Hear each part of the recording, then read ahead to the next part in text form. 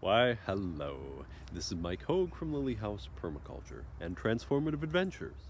And first off, Merry Yule. Today is the second shortest day of the year, and that is, for me, a period of rebirth, a period of being able to think about where we're going in the future and make designs for the future. So today, I'd like to talk about exactly that, designing for the right livelihood in this world and designing for regenerative careers.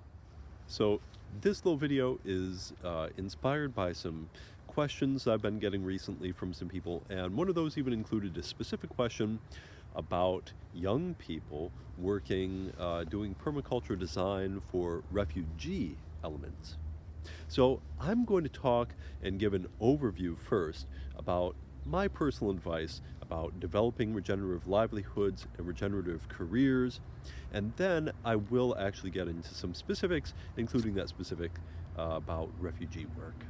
So first off, I'd like to give just a little bit of a too long, didn't listen overview of everything that I'm about to talk about. So to me, that starts with the idea of looking at our career and livelihood goals holistically, thinking first about what we want out of our lives, what we want to contribute to the world, and what kind of lifestyle we want to have first, and then thinking about what kind of career and livelihood options will support us in getting what we want.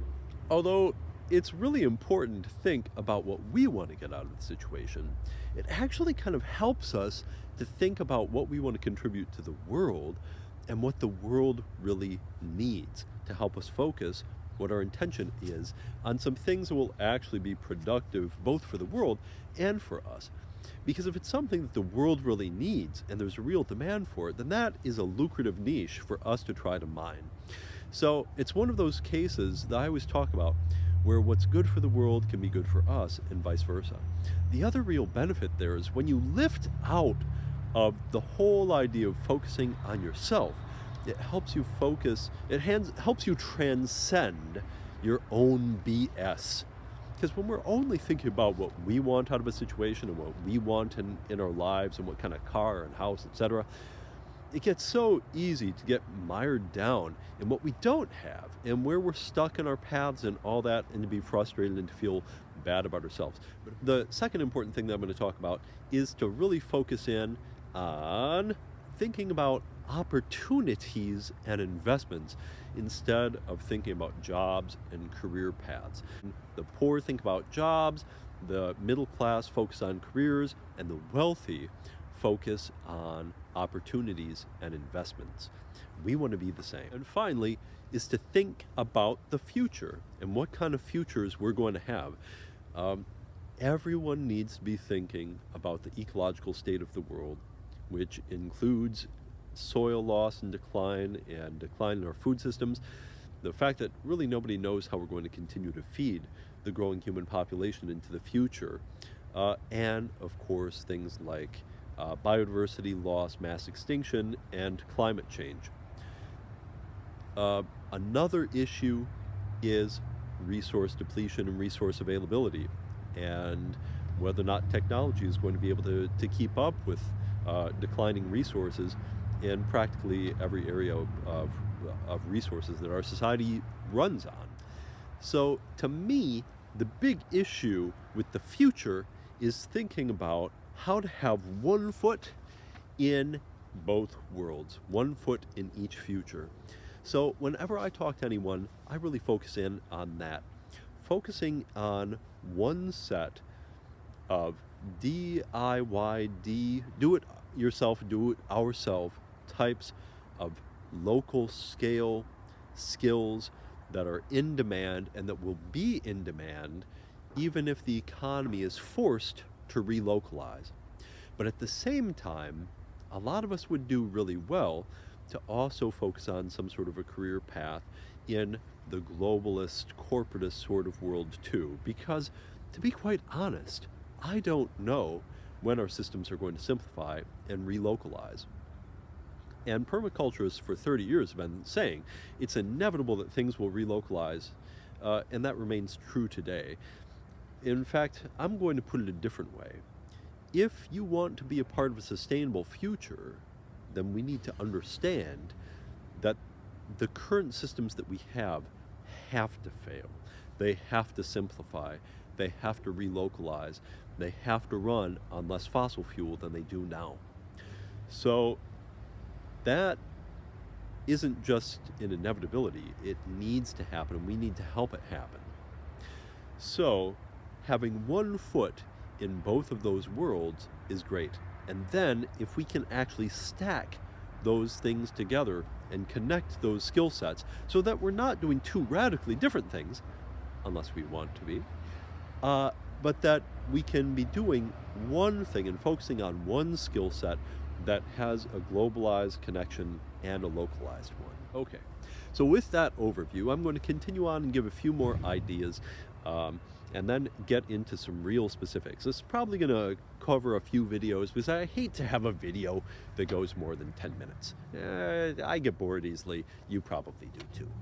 I have taught at universities and community colleges focused on doing curriculum development and design, and worked in adult education and workforce training some too. So I've actually put a lot of thought into making recommendations for people, especially young people, looking forward to developing a future for themselves.